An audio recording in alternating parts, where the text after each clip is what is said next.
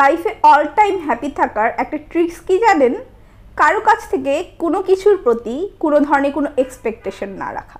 সেটা হোক আপনার বাবা মার কাছ থেকে, হোক আপনার ভাই বোনের কাছ থেকে, কিংবা হোক আপনার হাজব্যান্ড কিংবা প্রেমিক বা যে কারো কাছ থেকে।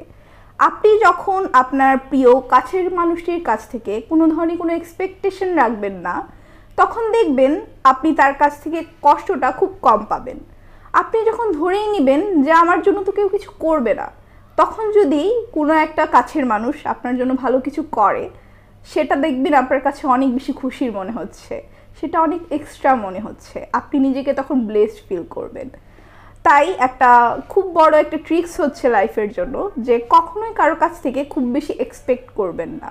শুধুমাত্র এক্সপেকটেশন রাখবেন নিজের প্রতি, যে আমার সাথে যে যেরকমই করে যাক না কেন, আমি সবার সাথে ভালো করব, প্রত্যেকটা মানুষের সাথে আমি ভালো থাকবো, আমার দায়িত্বটা আমি সবার ক্ষেত্রে আলাদা আলাদাভাবে সুন্দরভাবে পালন করার চেষ্টা করব। কিন্তু তার বিনিময়ে আমি কারোর কাছে কিচ্ছু চাইবো না। এই ধারণাটা যদি একবার মনের মধ্যে পোষণ করতে পারেন, লালন ও পালন করতে পারেন, দেখবেন আপনার মনের মধ্যে কোনো ধরনের কোনো কষ্ট বাসা বাঁধছে না, আপনি একজন হ্যাপি মানুষ।